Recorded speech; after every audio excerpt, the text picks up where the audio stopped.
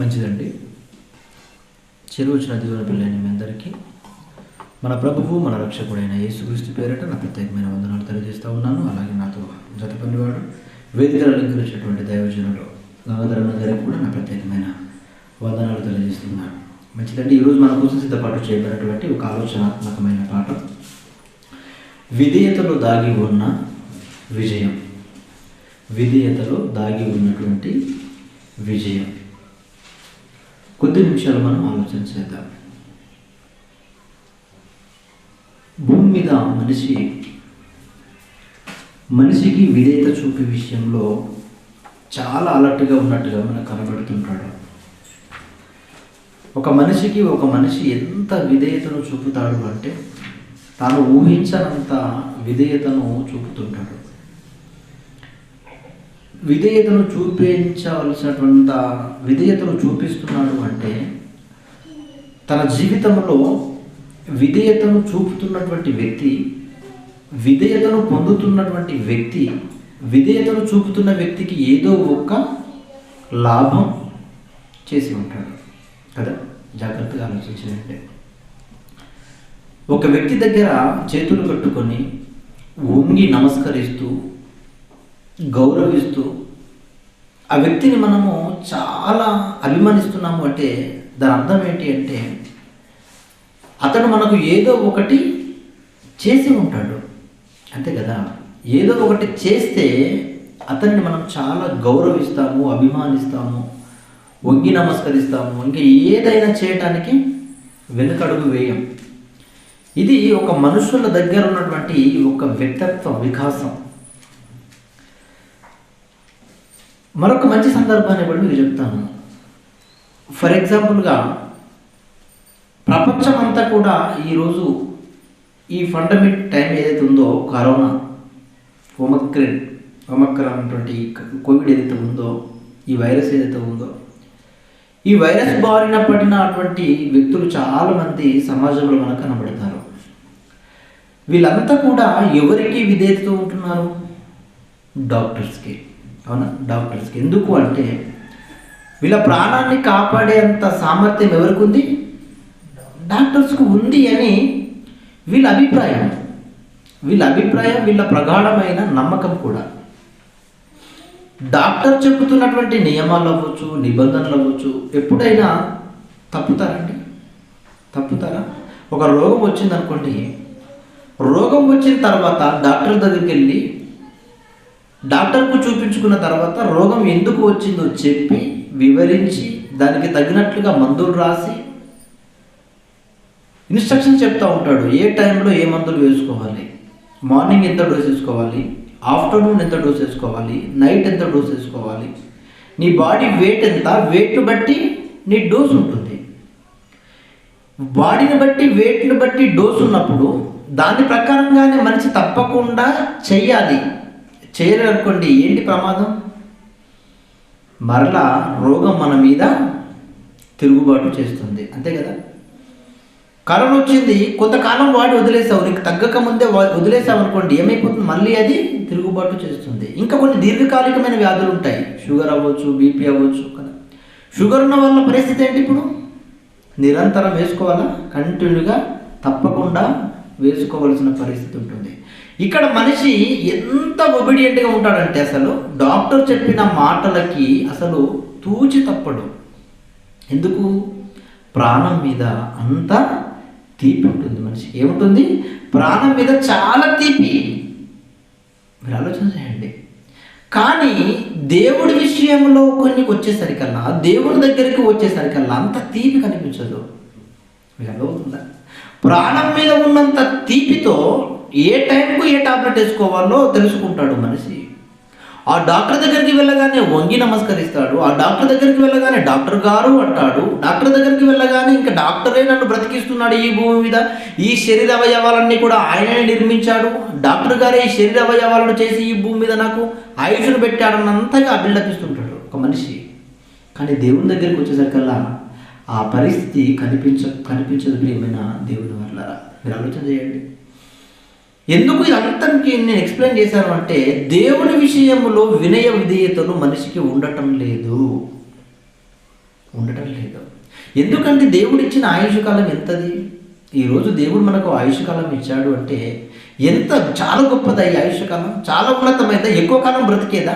ఎక్కువ కాలం ఈ భూమి మీద స్థిరంగా ఉండుమని మన ఆయుష్ కాలాన్ని మనకి ఇచ్చాడా? లేదు. ఈ భూమి మీద నీకు ఆయుష్ కాలాన్ని ఇస్తూ దేవుడు బైబిల్లో ఒక చక్కని మాట వ్రాయించాడు. ఒకసారి చూద్దాం. యోబు గ్రంథము 7వ అధ్యాయము, యోబు గ్రంథము 7వ అధ్యాయము మొదటి వచనాన్ని ఒకసారి చూద్దాం. భూమి మీద నరుల కాలము యుద్ధకాలం అన్నాడు. ఏమంటున్నాడు? ఇచ్చిన ఆయుష్ కాలముల గురించి మాట్లాడుతూ ఒక మంచి పదాన్ని ప్రయోగించాడు. నరుల కాలము ఏ కాలమట? యుద్ధ కాలము కాదా అని ప్రశ్నిస్తున్నాడు. ఈ భూమి మీద నరులకు ఇచ్చినటువంటి ఆయుష్ కాలం ఎంత? కొంచెమే కదా.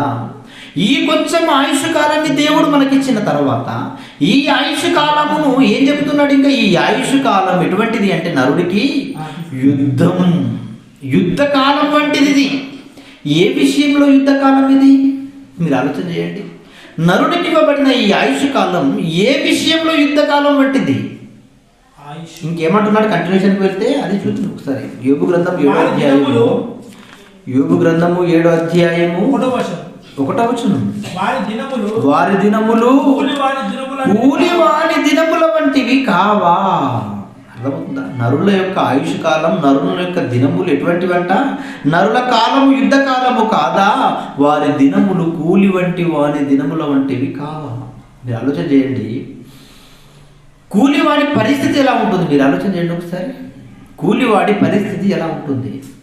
మీరు సైట్ మీదకి వెళ్ళి ఆలోచన చేయగలిగితే సైట్ మీద ఒక పరిస్థితి మనకు కనబడుతుంది. ఏంటి అంటే కూలివాడు తనకు కూలి కావాలి అని చాలా ప్రయాసపడుతుంటాడు. అక్కడ ఉదయం 8 గంటల నుండి 11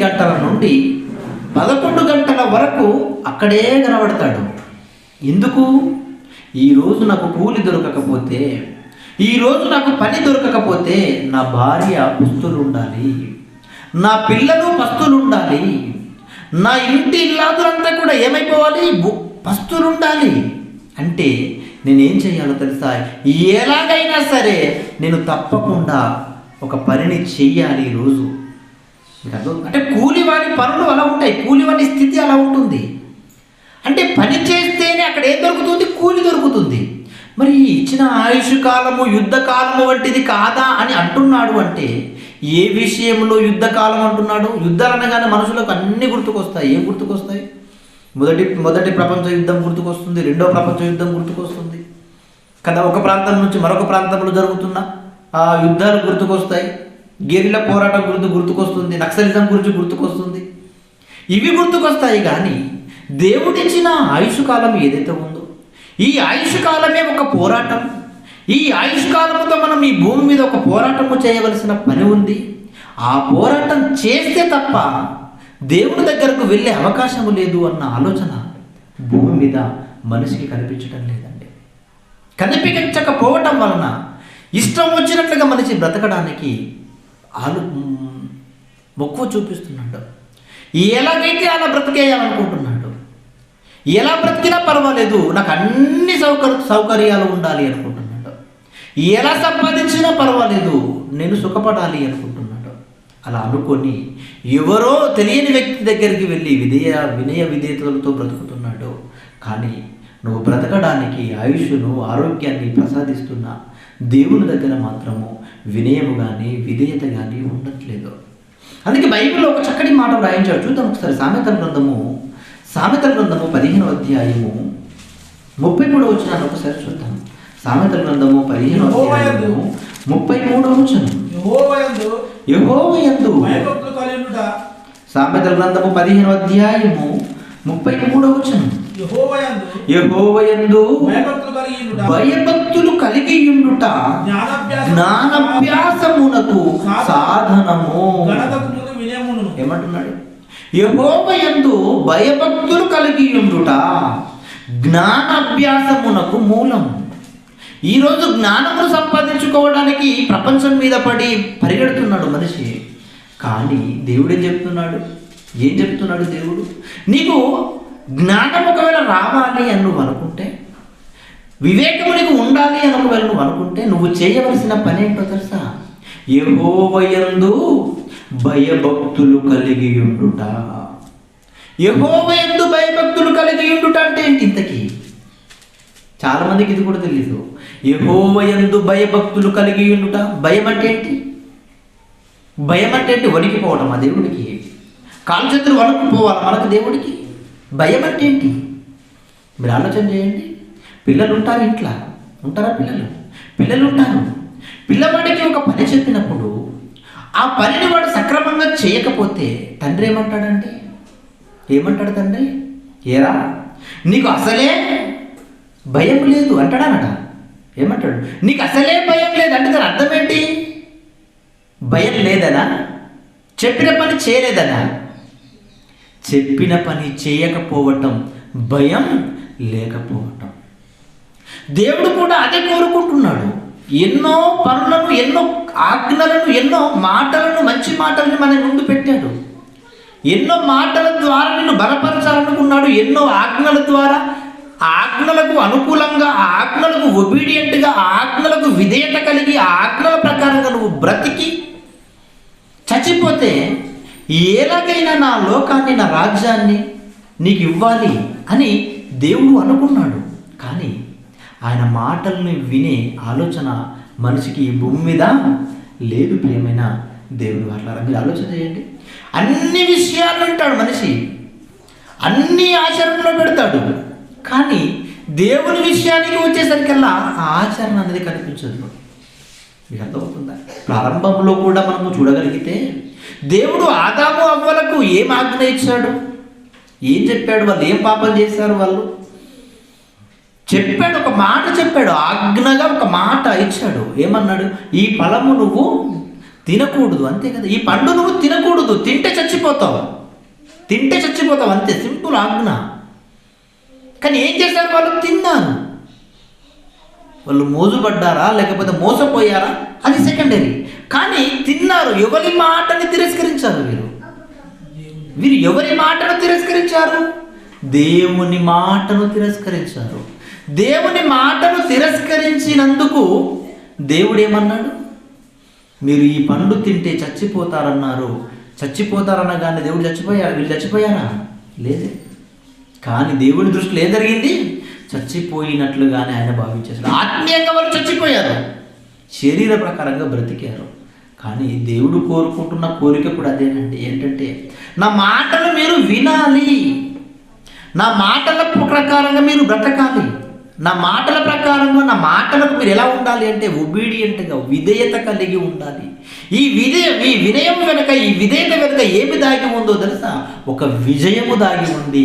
ఆ విజయాన్ని నేను మీకు ఇవ్వాలి అనుకుంటున్నాను అంటున్నాడు దేవుడు.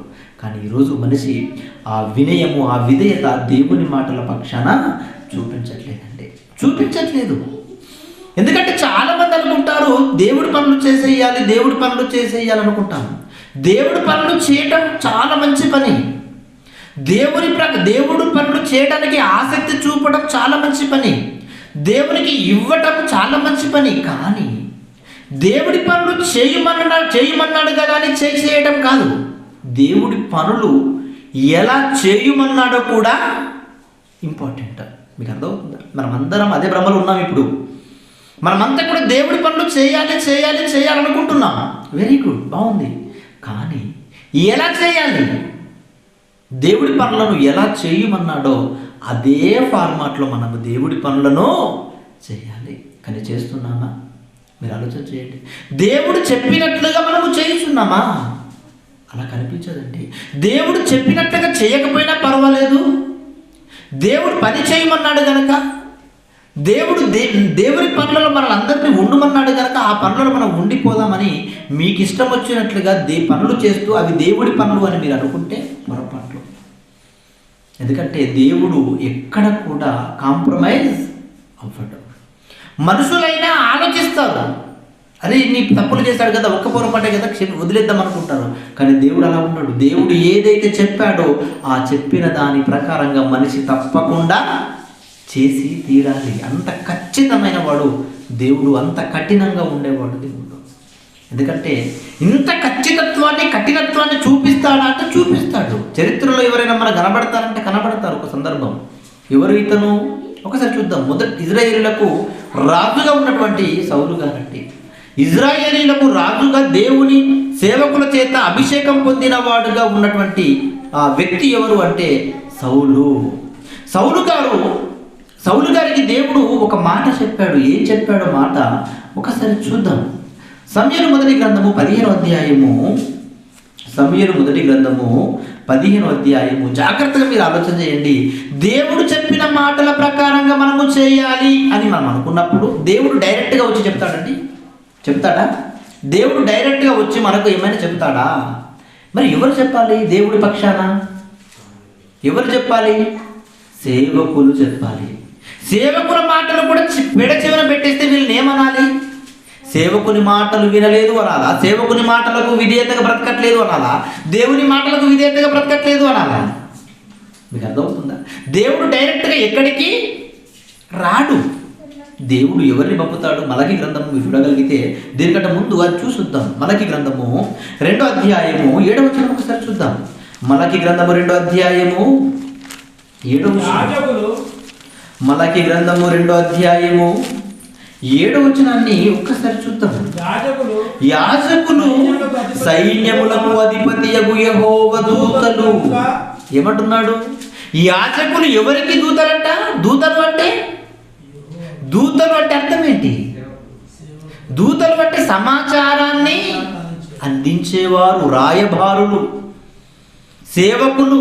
మీకు అర్థమవుతుందా? ఈ సేవకులు ఎవరు అంటున్నాడు? ఏం చెప్తున్నాడు చూడండి. యాజకులు సైన్యములకు అధిపతియగు యెహోవా దూతలు గనుక జనులు వారి నోట ధర్మశాస్త్ర విధులను నేర్చుకొందురు. అంటే దేవుని మాటలను అందించేవారు ఎవరు? యెహోవాకు దూతలు, యాజకులు. వీరి చేత కదా దేవుని మాటలు మీ దగ్గరికి వస్తాయి. మరి ఈరోజు ఈ మాటలు రాజుగారి అనో లేకపోతే గంగాధర్ గారి అనో సాగర్ గారి అనో అని మీరు అనుకొని వాటిని మీరు పెడచెవిన పెట్టారా? అది చాలా ప్రమాదం. ఎందుకంటే చరిత్రను మీకు చెప్పే ముందు ఇది చెప్తున్నాను. అదే 3వ అధ్యాయం చూడండి ఒకసారి. అదే మలకి గ్రంథం 3వ అధ్యాయము 1వ వచనం. ఇదిగో నాకు ముందుగా మార్గము సిద్ధపరచుటకై నేను నా దూతను పంపుచున్నాను. మీరు వెలుగుచున్న ప్రభు అనగా మీరు కోరు నిబంధన దూత తన ఆలయమునకు హఠాత్తుగా వచ్చును. అర్థమవుతుందా? ఎవరు? ఆలయములో ఉండి దేవుని మాటను చెప్పుతున్న వ్యక్తులు కదా. వాళ్ళ మాటల్ని మనం చాలా జాగ్రత్తగా వినాలి. వినడానికి మనసుంచాలి. విన్న మాటలకు విధేయత ఉంచాలి. విన్న మాటలకు వినయంగా బ్రతకాలి. కానీ ఈరోజు సమాజంలో ఉన్నారంటే అలా బ్రతుకుతున్నారా? బ్రతకరండి. ఎందుకంటే డైరెక్ట్గా దేవుడు వచ్చి చెబుతాడు అన్న భ్రమలో బ్రతికేస్తున్నారు వీళ్ళంతా. బైబిల్లో వ్రాయబడ్డ మాటలు ఇవి దేవుని మాటలు, దేవుని శాసనాలు. ఇందులో ఉన్న మాటలు చెబుతున్నప్పుడు యాజకులు వీటిని గురించి మాకు ప్రబోధిస్తున్నప్పుడు, వివరిస్తున్నప్పుడు ఆ మాటల్ని బాగా అర్థం చేసుకొని ఆ మాటల ప్రకారంగా మేము వినయము కలిగి బ్రతకాలి అన్న ఆలోచన అసలు క్రైస్తవ్యంలో కనబడుతుందంటారా? కనిపించదు. ఎందుకంటే నిర్లక్ష్య వైఖరి ప్రదర్శిస్తుంటాం మనమంతా కూడా. మరి నిర్లక్ష్యం ఉన్నప్పుడు, వినయము లేకుండా ఉన్నప్పుడు విజయం ఎలాగండి మనకు దొరుకుతుందా? ఏ విజయం కోసం మనం ఈరోజు ప్రయాసపడుతున్నాం? పరలోకం అనే విజయమే కదా. పరలోకాన్ని సంపాదించుకోవాలన్న ఆలోచనలు ఉన్నాయి కదా మనమంతా ఉన్నవారు. మరి ఆ పరలోకాన్ని మనం సంపాదించుకోగలమా? ఎందుకంటే దేవుడు చాలా ఖచ్చితమైన వాడు. కాంప్రమైజ్ అవ్వడు అనడానికి ఒక చరిత్రలో ఒక సందర్భాన్ని చూద్దాం. సమూయేలు మొదటి గ్రంథము 15వ అధ్యాయము 2వ వచనాన్ని ఒకసారి చూద్దాం. సమూయేలు మొదటి గ్రంథము 15వ అధ్యాయము 2వ వచనాన్ని చూద్దాం. సైన్యములకు అధిపతియగు యెహోవా సెలవిచ్చినది ఏమనగా అమాలేకీయులు ఇజ్రాయేలీయులకు చేసినది నాకు జ్ఞాపకమే. ఏం చేస్తారు వీళ్ళు? ఇజ్రాయేలీయులకు అమాలేకీయులు వీరు ఐగుప్తులోనికి వెలుచుండగా ఐగుప్తు దేశంలో ఉన్నటువంటి ఇజ్రాయేలీలు పాలు తేనెలు ప్రవహించు దేశానికి వెలుచుండగా వీళ్ళ ప్రాంతానికి రాగానే అమాలేకీయులంతా కూడా ఏం చేశారంట? అడ్డు చెప్పేశారు వారికి. ఏమంటున్నారు చూడండి, ఐగుప్తులో నుండి రాగానే అమాలేకులు వారికి విరోధులై మార్గమందు వారి మీదకి వచ్చిరి కదా, మార్గములో వీరి మీదకి వచ్చేసారు. మా ప్రాంతం గుండా మీరు వెళ్ళడానికి అవకాశమే లేదు. అడ్డు తగులుతున్నారు. ఎవరికి? ఇజ్రాయేలీలకు. అలా అడ్డు తగిలారు అని పాలు తేనెలు దేశానికి వచ్చిన తర్వాత, పాలస్తీనకు వచ్చిన తర్వాత, భూభాగం అంతా పంచుకున్న తర్వాత ఇజ్రాయేలీలకు రాజుగా, మొట్టమొదటి రాజుగా ఎవరిని నియమించాడు? సౌలును నియమించిన తర్వాత ఆ సౌలుకు చెబుతున్నాడు యెహోవా ఏమని? ఆ రోజు ఇజ్రాయేలీలంతా కూడా నడుచుకుంటూ వస్తున్నప్పుడు వారికి అమాలేకులు చేసినది నాకు బాగా గుర్తుంది. వాళ్ళు ఏం చేస్తారో తెలుసా? వీళ్ళ మీదికి వచ్చేసారు. ఇజ్రాయేలీలు అంటే ఎవరు? దేవుని పిల్లలు, నా పిల్లల మీదికి వచ్చేసారు వీళ్ళంతా. అందుకే నేనేం చెప్తున్నాను తెలుసా? నేను చెప్పినది చెప్పినట్లుగా నువ్వు చెయ్యాలి. నేనేమి చెబుతున్నానో అది ఖచ్చితంగా నువ్వు చెయ్యాలి అని 3వ వచనంలో చెప్తున్నాడు. ఏమంటున్నాడు? కాబట్టి నీవు పోయి కనికరింపక అమాలేకులను హతము చేయుచు పురుషులనేమి, స్త్రీలనేమి, బాలురనేమి, పసిపిల్లలనేమి, ఎద్దులనేమి, గొర్రెలనేమి, ఒంటెలనేమి, గార్ధబామలనేమి అన్నిటినీ హతము చేసి వారికి కలిగినదంతయు బొత్తిగా పాడు చేసి అమాలేకీయులను నిర్మూలము చేయుమని యెహోవా నోట ఆజ్ఞ వచ్చేసింది. ఎవరికి వచ్చింది ఇది? సౌలుకు వచ్చేసిందండి. సౌలు గారికి ఇచ్చాడండి దేవుడు ఆజ్ఞ. కానీ చేశాడా సౌలు? పాటించాడా సౌలు? పాటించలేదు. ఏమనుకున్నాడు చూడండి, దేవుని పనులు చేయుట గొప్ప సంగతి, కానీ ఎలా చేయాలి అంటే దేవుడు ఎలాగైతే చెప్పాడో అలాగే చెయ్యాలి. అది దేవుడికి ఇష్టం. 15వ వచనానికి వచ్చేసరికి ఏమంటున్నాడు చూడండి, అదే అధ్యాయము 15వ వచనంలో మాట్లాడుతున్నాడు. అందుకు సౌలు అమాలేకుల యుద్ధ నుండి జనులు వీటిని తీసుకొని వచ్చిరి.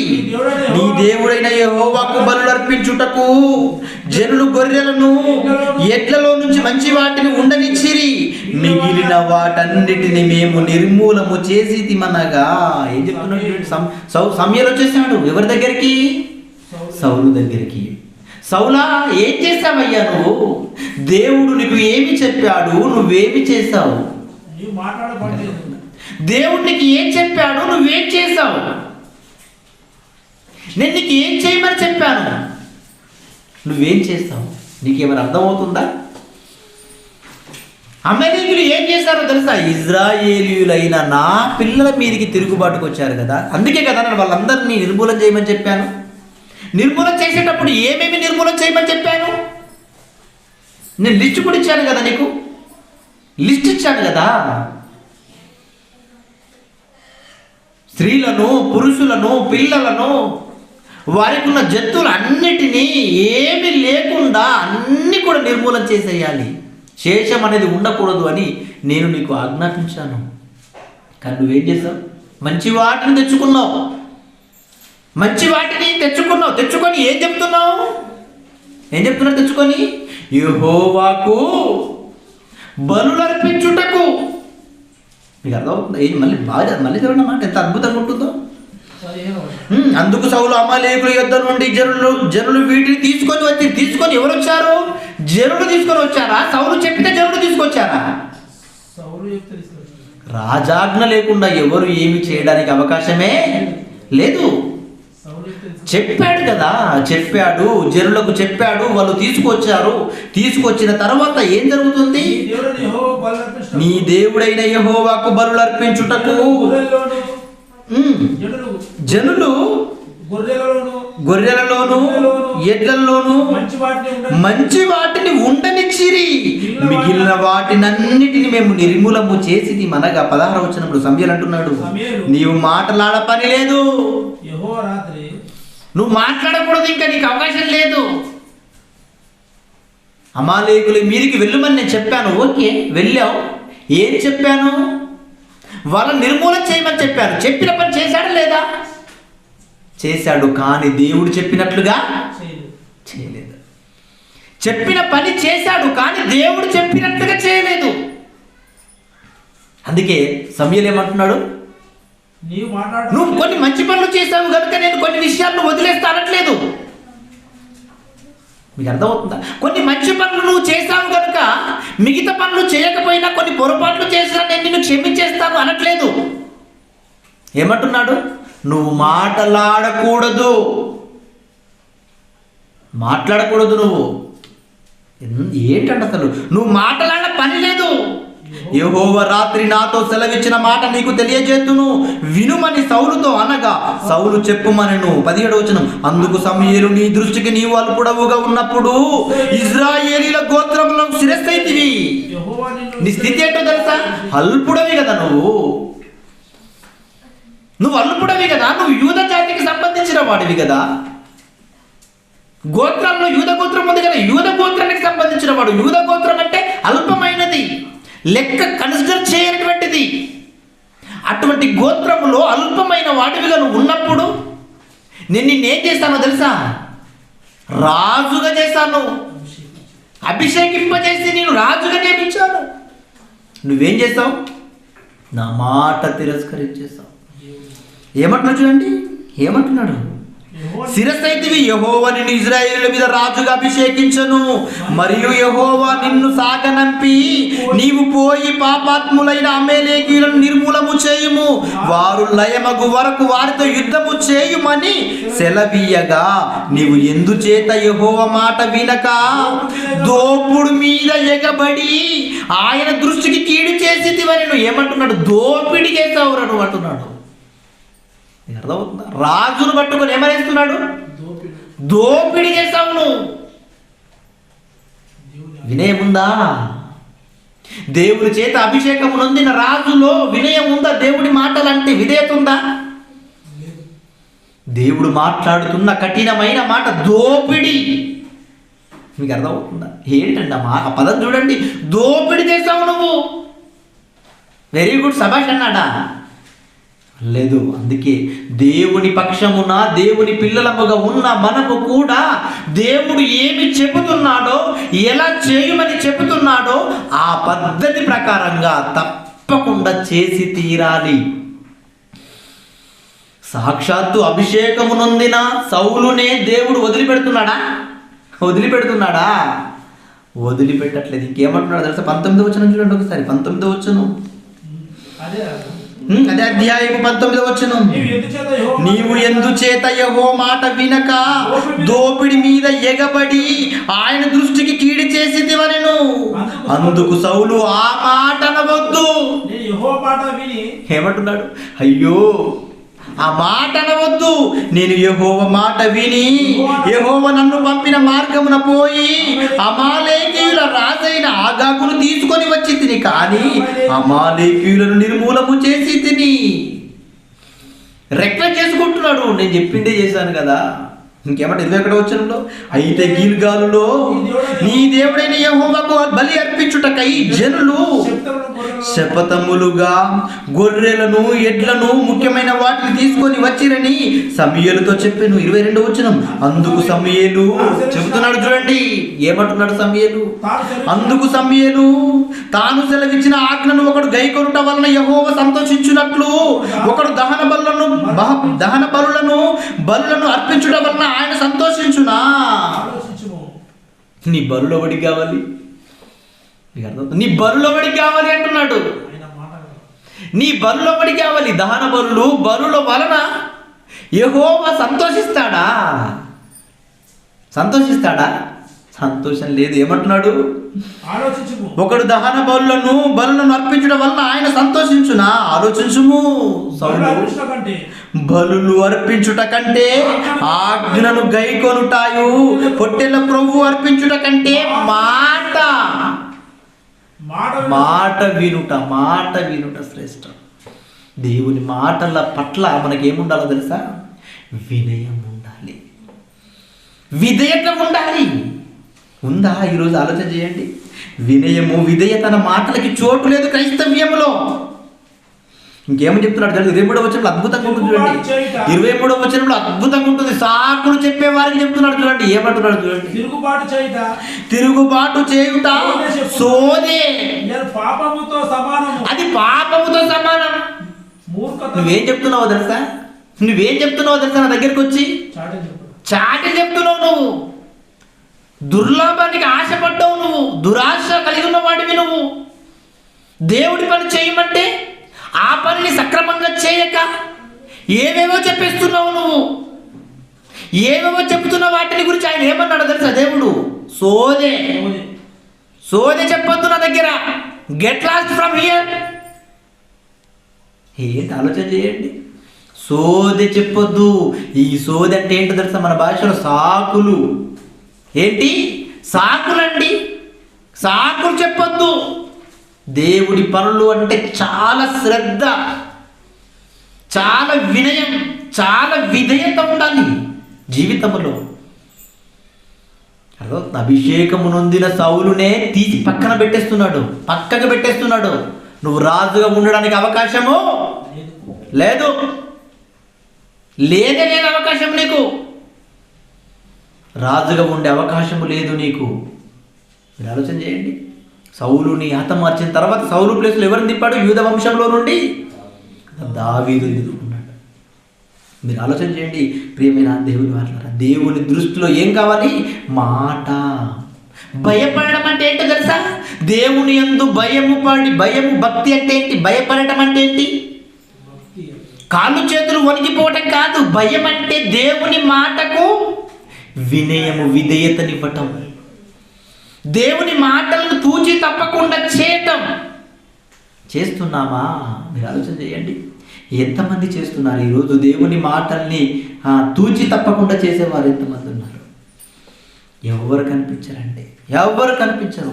దేవుడు మాట చెప్పాడు అంటే అది ఏమవుతుందో తెలుసా? అది ఆజ్ఞ అవుతుంది. ఆజ్ఞ అతిక్రమం పాపం అవుతుంది. ఒక పనిని దేవుడు చేయకూడదు అని చెప్పాడు అనుకోండి, అది ఆజ్ఞ అవుతుందా? ఆజ్ఞ అవ్వదు. కాబట్టి దేవుడు ఏదైతే చెప్పడో అది ఆజ్ఞ అవ్వదు. ఆ పని నువ్వు చేసినా చేయకపోయినా దాన్ని గురించి దేవుడు అంతగా పట్టించుకోడు. కానీ దేవుడు ఏదైతే చెప్పాడో అది ఏమవుతుందంటే శాసనం అవుతుంది.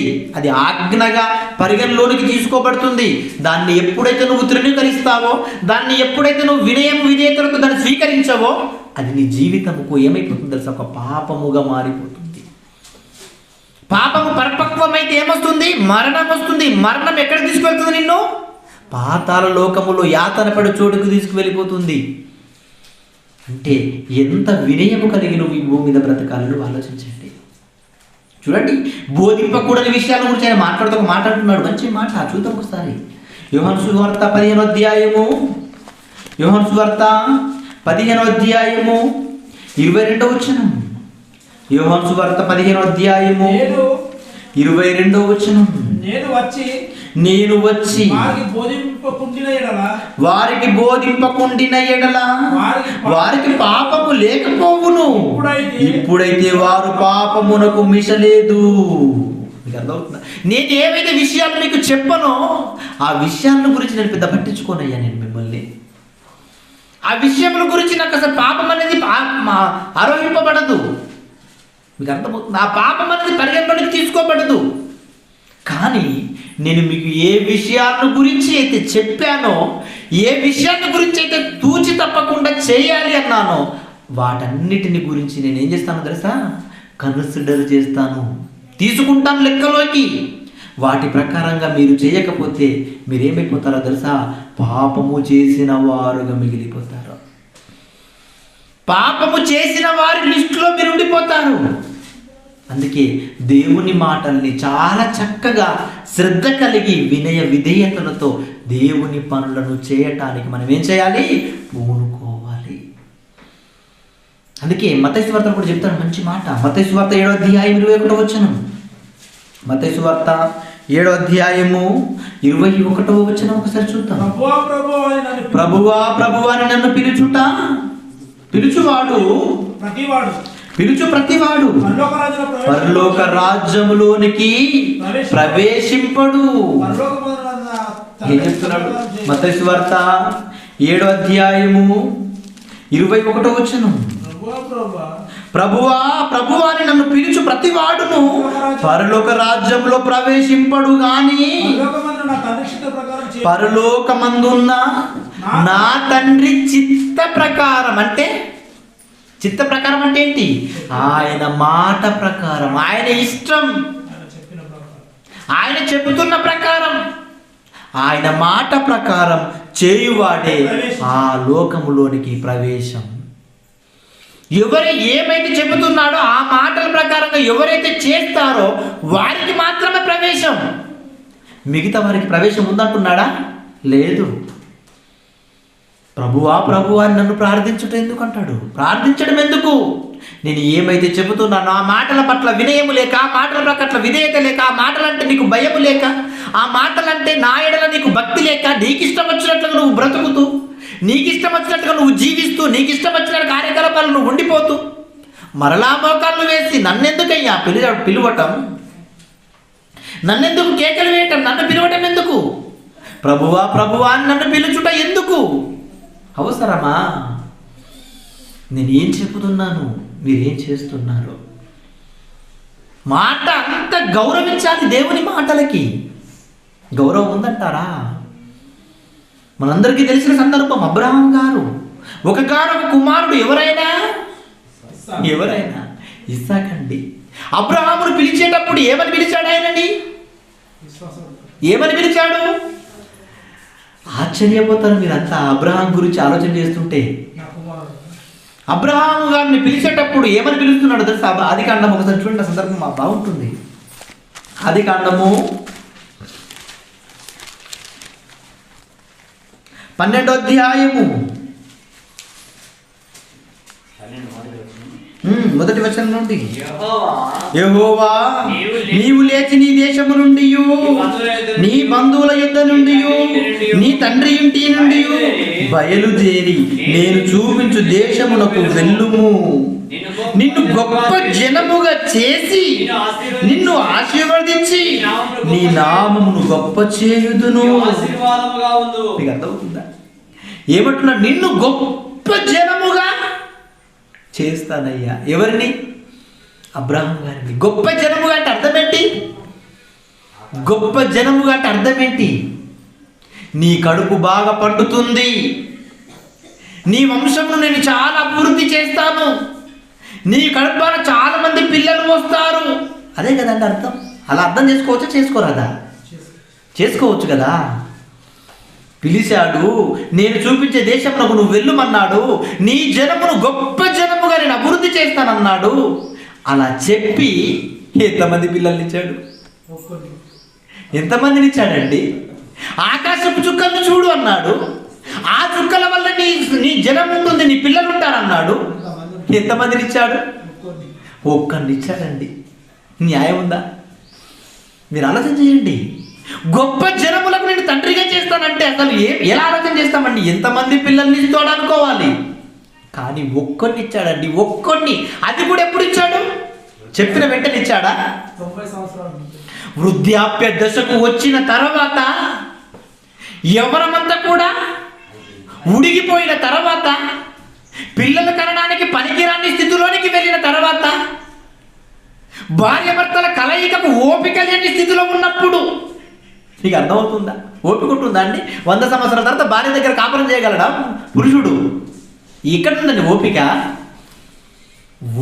ఊడిపోయిందంతా, యవ్వన దశ అంతా కూడా ఉడికిపోయిన తర్వాత ఇచ్చాడు. ఎవరిని? అదేంటి మరి? జనములకు తండ్రిగా చేస్తారన్నాడు కదా. ఏరి జనం? మీకు అర్థం? ఏరి జనం.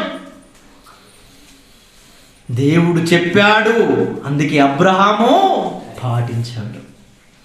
మీకు అర్థమవుతుందా? మాట చెప్పాడు. మాట చెప్పాడు అంటే ఖచ్చితంగా నువ్వేం చేయాలి? చేసి తీరాలి. నిన్ను జనములకు తండ్రిగా చేస్తానంటే అబ్రహాం అనుకొని ఉంటాడు పాపం. అబ్బబ్బో నా గర్భాన ఎంతమంది పిల్లలు అని. కానీ వచ్చారా పిల్లలు? పట్టుమని ఒక్కడు వచ్చాడండి. ఒక్కడే వచ్చాడు. ఎవరైనంటే ఇస్సాకు. ఆ ఇస్సాకును ఇచ్చిన తర్వాత కూడా మళ్ళీ టర్మ్స్ అండ్ కండిషన్స్ తీసుకురా అన్నాడు. అంతే, తీసుకురా. ఎవరిని? ఒక్కడిగా ఉన్న నీ కుమారుని నాకు ఇస్తావా ఇవ్వవా? న్యాయం ఉందా? ఒక్కడిగా ఉన్న ఈయనని ఇస్తావయ్యావా? ఇచ్చిందే ఒక్కడిని, చెప్పిందేమో ఆకాశ నక్షత్రాలను చూపించి చెప్పావు. ఇచ్చిందేమో ఒక్కడిని, ఆ ఒక్కడిని మరలా తీసుకురమ్మంటున్నావు. ఇదేంటి ప్రభు అన్నాడా? అన్నాడా? ఏంటి చెప్పాడు, చేశాడు. దేవుడు చెప్పాడు, వినయము విధేయతలతో అబ్రహాము చేశాడు. బలి ఇమ్మన్నాడు, మరి ఇచ్చేశాడా? బలి ఇచ్చేశాడా? హెబ్రీ రాసిన పత్రిక ఒకసారి చూడండి. హెబ్రీ రాసిన పత్రిక 11వ అధ్యాయము 7వ వచనంలో ఏం చెప్తున్నాడు చూద్దాం ఒకసారి. హెబ్రీ రాసిన పత్రిక 11వ అధ్యాయము 7వ వచనం. విశ్వాసమును బట్టి ఏమంటున్నాడు? విశ్వాసమును బట్టి. హెబ్రీ రాసిన పత్రిక 11వ అధ్యాయము 17వ వచనం. అబ్రహాము పరిశోధింపబడి విశ్వాసమును బట్టి ఇస్సాకును బలిగా అర్పించారు. అంటే అర్పించాడా? మాట విన్నాడు. వింటే చాలు. దేవుడు ఏం చేశాడు? విచ్చేసావు. యథార్థంగా నేను ఇస్తాను అంటే చాలు దేవుడికి. యథార్థంగా నేను చేస్తాను అంటే చాలు. ఏంటంటే అసలు దేవుడు అంటే సరిపోతుంది. అంటే తీసుకొచ్చాడు, తీసుకురాలేదా? తీసుకొచ్చాడు. ఈ భూమి మీద కూడా మనము దేవుడు చెప్పినట్లుగా చేసే వారి లెక్కలో ఉండాలి. దేవుణ్ణి ఏం చేయమన్నాడు? సజీవ యాగముగా నీ శరీరములను దేవునికి సమర్పించుకోండి. అంటే మనమంతా ఏమన్నాం? ఓకే అన్నామా లేదా?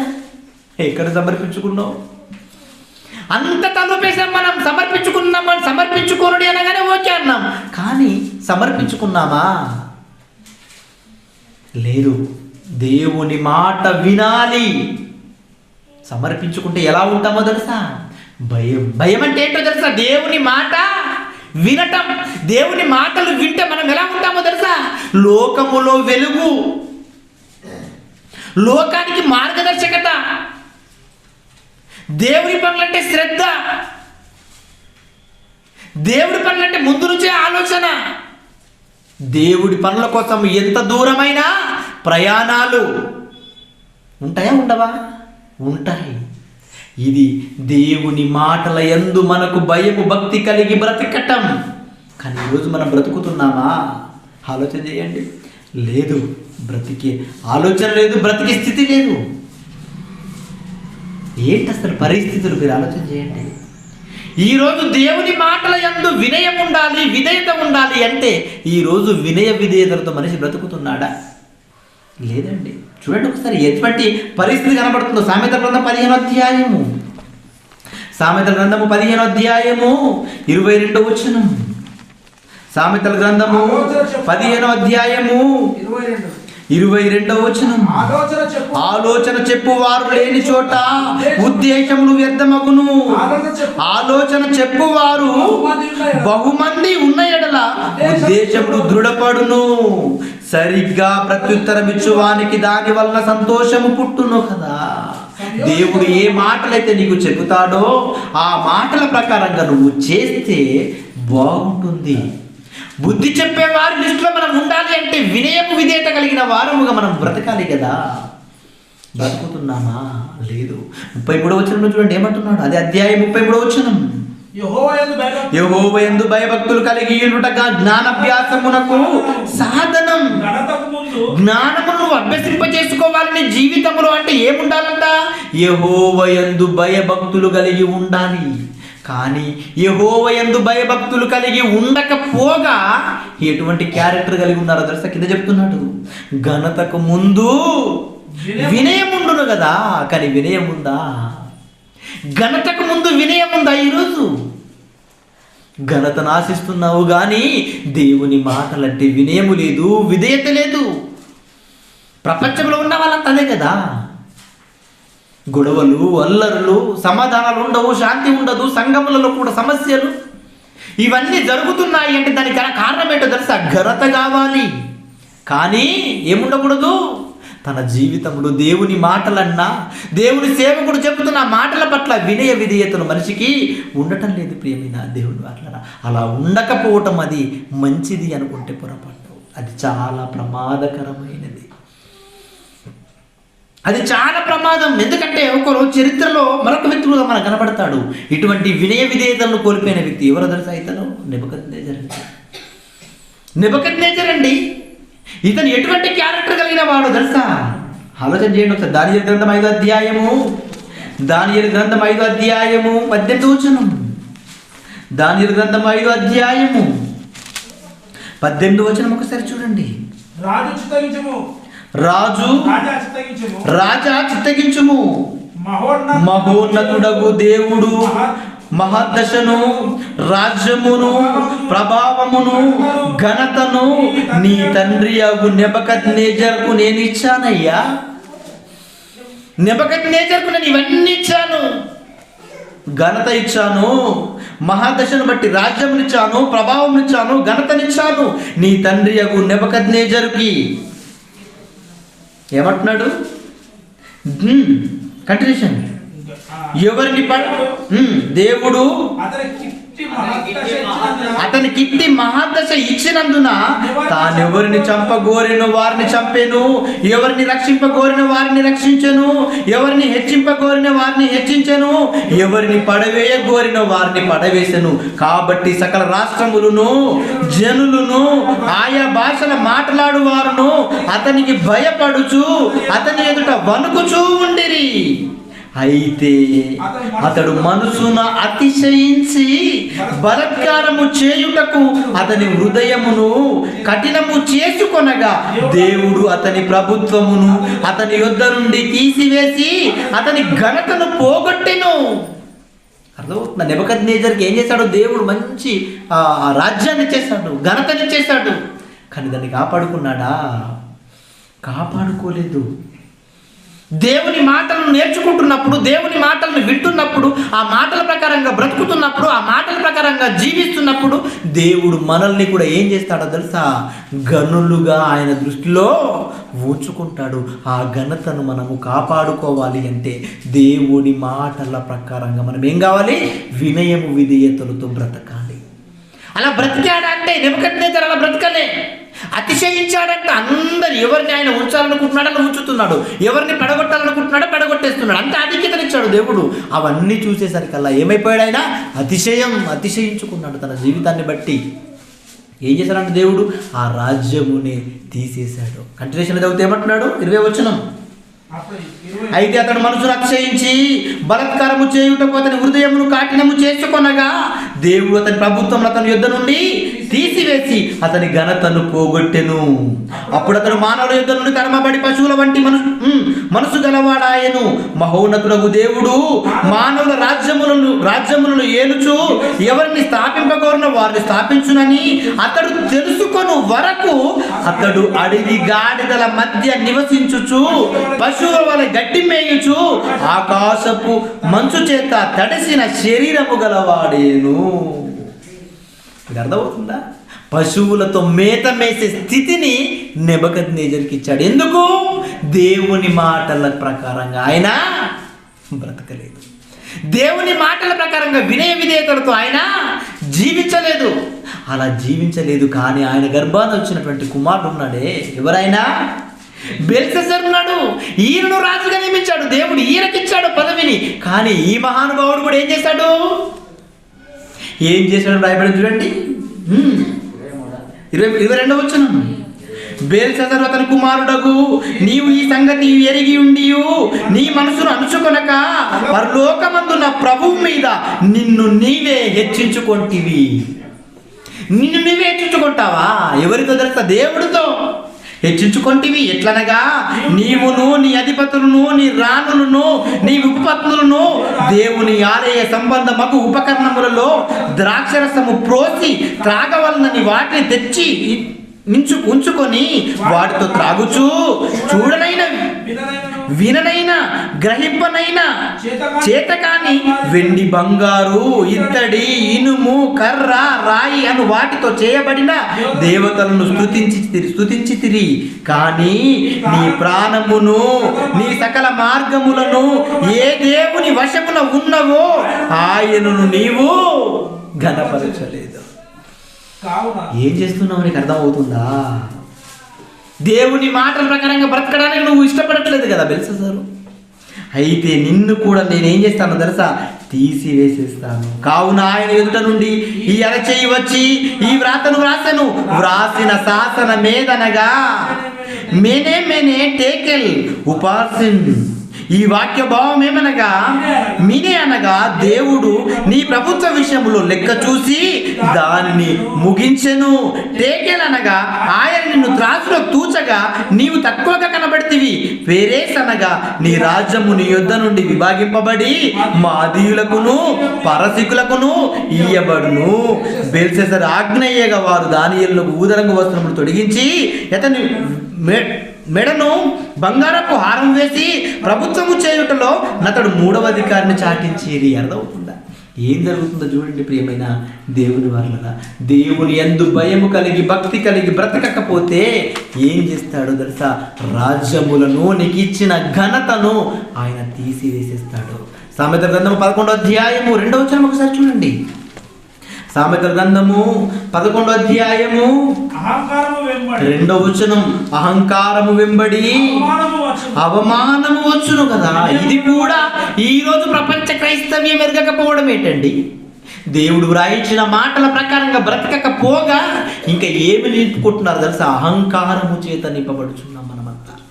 అహంకారం, పెద్దలంటే గౌరవం లేక, దేవుడు అంటే గౌరవం లేక, దేవుని మాటలంటే గౌరవం లేక, ఎన్నో మాటలను విన్నా ఆ మాటల ప్రకారంగా బ్రతికే ఉద్దేశము లేక నీకు ఇష్టం వచ్చినట్లుగా మనము బ్రతికే ఆలోచనలోనికి మనం వెళ్ళిపోతున్నాం.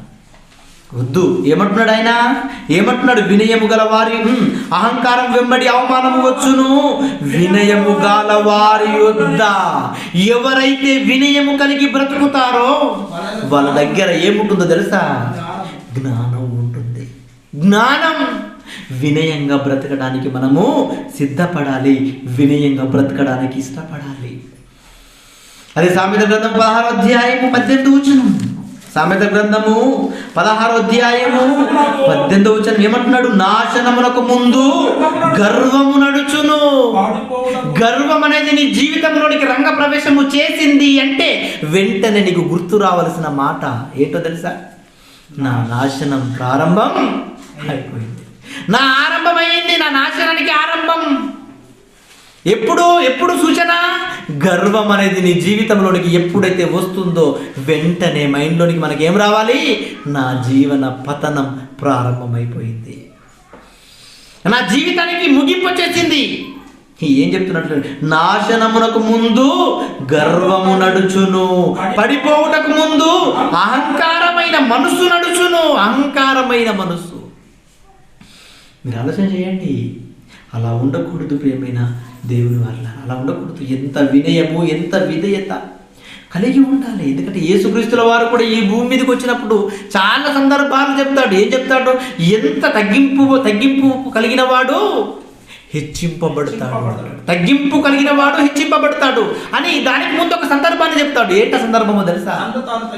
ఏం చెప్తున్నాడు ఆ సందర్భం? లూకా సువార్త ఒకసారి చూద్దాం. ఆ సందర్భాన్ని కూడా లూకా సువార్త 14వ అధ్యాయము 7వ వచనం. లూకా సువార్త 14వ అధ్యాయము 7వ వచనంలో మంచి ఉపమానం చెప్తున్నాడు. పిలువబడిన వారు లూకా సువార్త 14వ అధ్యాయము 7వ వచనం. పిలువబడిన వారు భోజన పంక్తిని అగ్రపీఠములు ఏర్పరచుకొనుట చూసి ఆయన వారితో ఈ ఉపమానము చెప్పాడు. యేసుక్రీస్తుతో పాటు చాలా మంది వచ్చారు. ఎవరు వీరు? శిష్యులు వచ్చేసారు. రాగానే అక్కడ అన్ని కూడా ఏమి వేయబడ్డాయంట? అగ్రపీఠాలు వేయబడ్డాయి. ఎవరి కోసం? దానికి అర్హత కలిగిన వారి కోసం వేయబడ్డాయి. కానీ పిలువబడిన వారంతా కూడా ఎక్కడ కూర్చున్నారు? అగ్రపీఠముల మీద కూర్చుండిపోయారు. పిలువబడిన వారు అగ్రపీఠం మీద కూర్చుండగానే యేసు చెబుతున్నాడు, ఏమంటున్నాడు? నిన్నెవరైనను పెళ్లి విందుకు పిలిచినప్పుడు అగ్రపీఠం మీద కూర్చుండవద్దు. ఒకవేళ నీకంటే గనుడు అతని చేత పిలువబడగా నిన్నును అతన్ని పిలిచిన వాడు వచ్చి ఇతనికి చోటుమ్మని నీతో చెప్పును.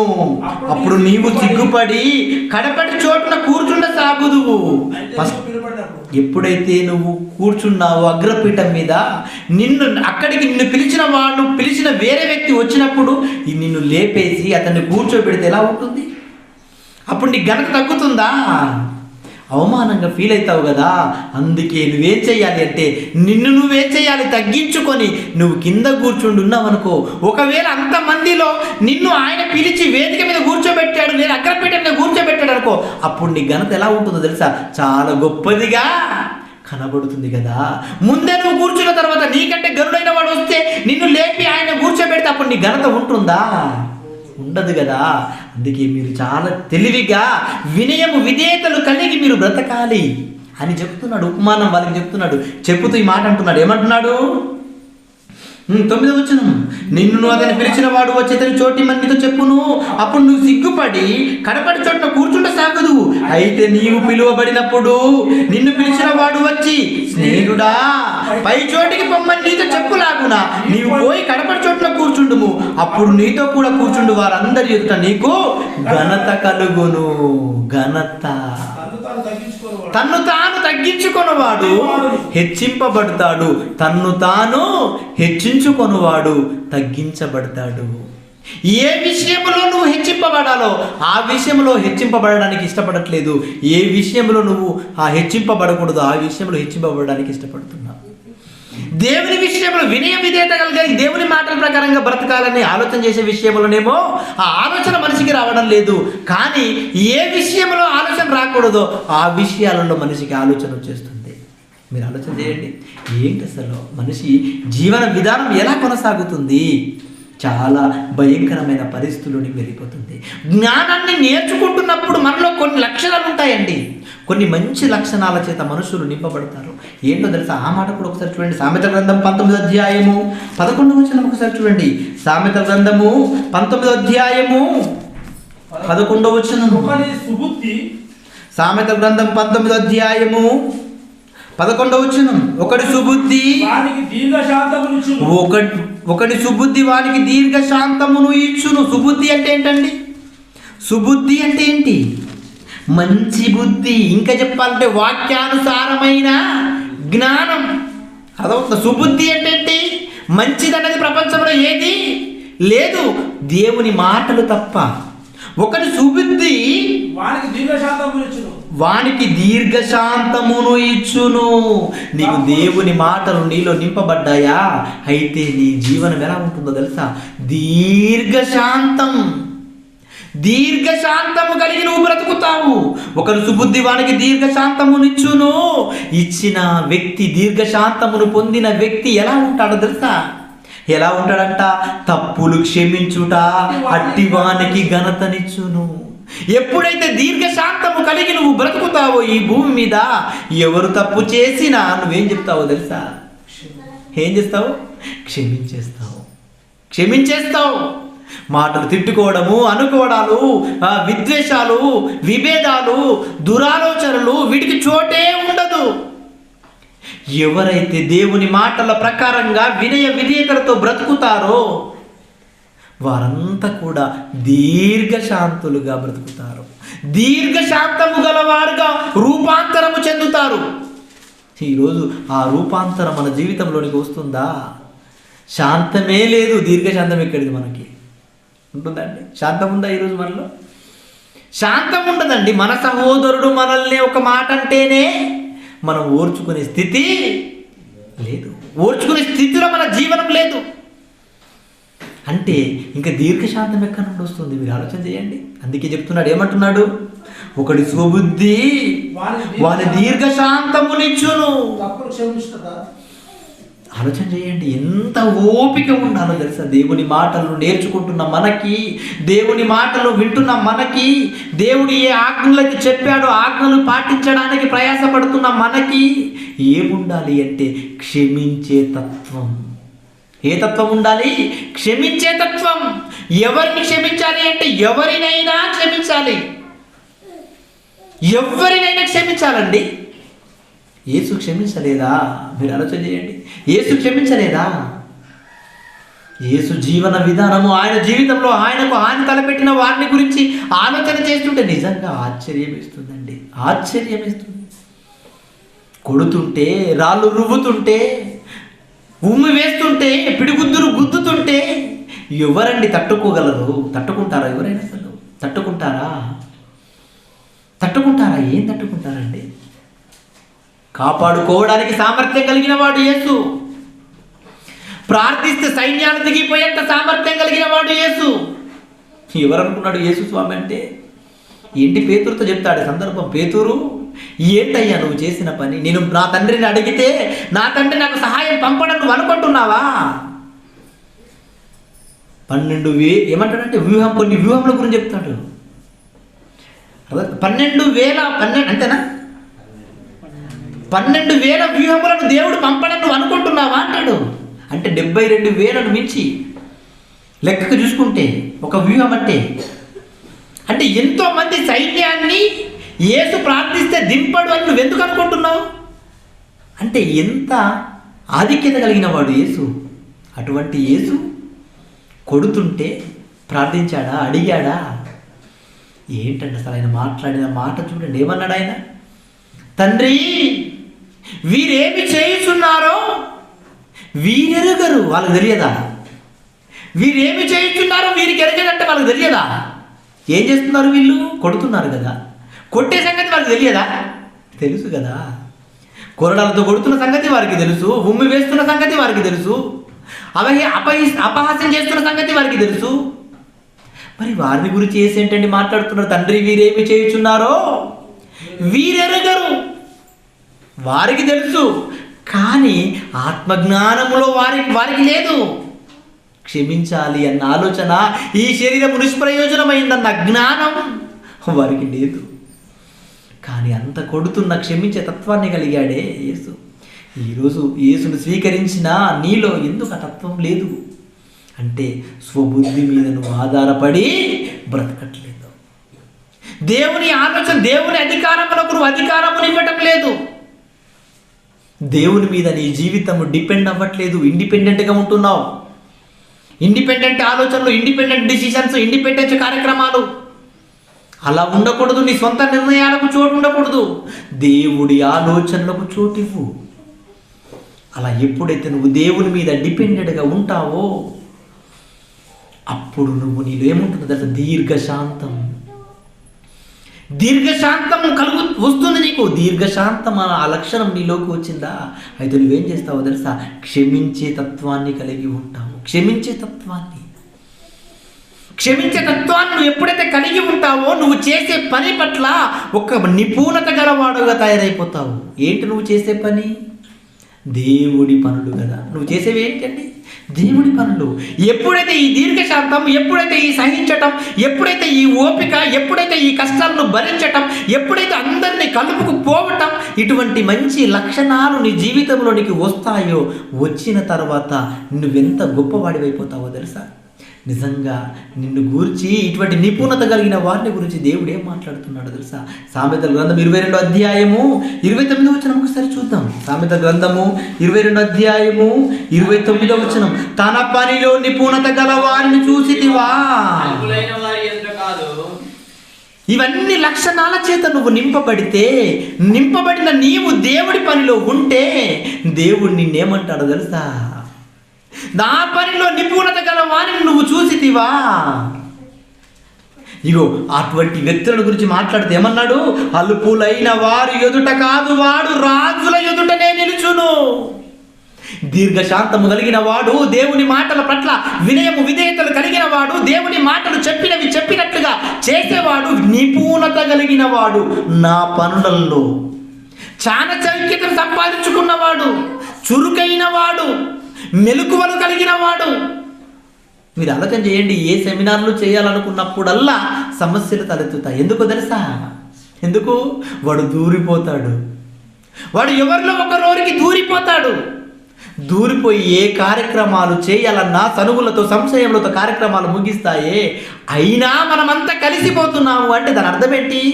భరించే తత్వం, క్షమించే తత్వం, అర్థం చేసుకునే ఆలోచన, సాతాను తంత్రములను ఎరిగిన వారం. ఇవన్నీ ఏంటో తెలుసా? నిపుణత కలిగిన వారిలో ఉండే క్వాలిటీస్. అటువంటి క్వాలిటీస్ కలిగిన వారిని గురించి దేవుడు మాట్లాడుతున్న మాట ఇది. నా పనిలో నిపుణత గల వారిని చూసితివా? వారు ఎక్కడ ఉంటారో తెలుసా? అల్పులైన వారి ఎదుట కాదు వారు ఉండాల్సింది. ఎక్కడ ఉంటారంట వాళ్ళు? రాజుల ఎదుట నిలుతురు. రాజుల ఎదుట నిలబడి మాట్లాడతారు. దేవుడు మీ మంచి లక్షణాలు కలిగిన వారిని గురించి మాట్లాడుతున్న మాట. ప్రియమైన దేవుని వారలారా, ఆలోచన చేయండి. ఉందా? ఈరోజు మనం వినయం కలిగి ఉంటే ఆ వినయంలో ఏ విజయం ఎగరవేస్తావో తెలుసా? రాజులైనా శాసించి తనువు చాలించి ఆయన రాజ్యానికి వారసత్వాన్ని పుణికిపుచ్చుకుంటాం. ఆ విజయకేతనాన్ని ఎగరవేసే లిస్టులో మనం ఉండాలి. అలా ఉండాలి అంటే ఈ భూమి మీద దేవుని మాటల ప్రకారంగా వినయము విధేయత కలిగి బ్రతకడానికి ఇష్టపడాలి. ఇష్టపడుతున్నామా? మీరు ఆలోచన చేయండి. ఇష్టపడుతున్నామా? ఇష్టపడితే మనం ఏం చేయాలో తెలుసా? అదే సామెత గ్రంథం 4వ అధ్యాయం చివరిగా ఒక మాట చూసి ముగించేసుకుందాం. సామెత గ్రంథం 4వ అధ్యాయం 7వ వచనం. సామెత గ్రంథము 4వ అధ్యాయము 7వ వచనం ఒకసారి చూద్దాం. జ్ఞానమును సంపాదించుకొనుటయే జ్ఞానమునకు ముఖ్యాంశము. నీ సంపాదన అంతా ఇచ్చి బుద్ధి సంపాదించుకొనుము. దాన్ని గొప్ప చేసిన ఎడల దేన్ని గొప్ప చేయాలి? వాక్యమును గొప్ప చేసిన ఎడల అది నిన్ను హెచ్చిస్తుంది. నిన్ను నువ్వెందుకయ్యా హెచ్చించుకోవటం? దేవుణ్ణి గొప్ప చేయి. దేవుని మాటల్ని గొప్పగా చూపించు. ఆ జ్ఞానమును నువ్వు గొప్ప చేసిన ఎడల అది నిన్ను హెచ్చించును. దేవుని మాటలు నువ్వు కౌగులించుకున్న ఎడల అది నీకేం తెస్తుందంట? ఘనత తెచ్చి పెడుతుంది. రాజుల ఎదుట నిలబడి మాట్లాడాలి అన్నా, రాజుల ఎదుట నిలబడి మాట్లాడాలి అన్నా ఏం చేయాలి తెలుసా? జ్ఞానమును సంపాదించుకోవాలి. జ్ఞానమును సంపాదించుకుంటూ మనము డెవలప్ అవుతుంటే ఎదిగిన కొద్దీ ఎలా ఉండాలి? ఒదిగిపోవాలి. అటువంటి మంచి లక్షణాలను మనం సంపాదించుకుందాం ప్రియమైన దేవుని మాటలారా. ఎందుకంటే ఏ సంతటి వ్యక్తి, ఏ సంతటి ఆయన్నే ఏం చేశాడు? క్షమించే తత్వాన్ని కలిగి ఉన్నాడు. ఈరోజు మనం కూడా క్షమించే తత్వాన్ని కలిగి ఉండి దేవుని మాటలు ఎలా చెప్పాడో అలాగే చెయ్యాలి. దేవుడు డైరెక్ట్గా వచ్చి చెప్పడు. దైవ సేవకుల ద్వారా ఎన్నో మాటలు, ఎన్నో ఆజ్ఞలు చెప్పిస్తాడు. ఆ మాటలు విన్నప్పుడు ఆ మాటల ప్రకారంగా బ్రతకడానికి, ఆ మాటల ప్రకారంగా జీవించటానికి, ఆ మాటల ప్రకారంగా మనం నడవటానికి ప్రయాసం చేయాలి. అలా ప్రయాసం చేస్తే మన వినయం వెనకాల ఏ విజయం ఉంటుందో తెలుసా? చచ్చిపోయిన తర్వాత దేవదూతల చేత కొనిపోబడతావే, ఆ విజయం ఏదైతే ఉందో ఆ విజయాన్ని నువ్వు దక్కించుకోవాలి. ఆ విజయాన్ని నువ్వు దక్కించుకోవాలంటే ఈ భూమి మీద చాలా వినయంతో దేవుని మాటలు నేర్చుకోవాలి. చాలా విధేయతతో దేవుని మాటలు నేర్చుకోవాలి. దేవుని ఎడల భయభక్తులు కలిగి బ్రతకాలి. బ్రతుకుదామా? బ్రతకాలి. బ్రతుకుతారో బ్రతుకరో నిర్ణయం మీ చేతకి అప్పచెప్తున్నాను. ప్రార్థించుకుందాం. దయా కనికరం కలిగిన మా పరలోకపు తండ్రి, మీ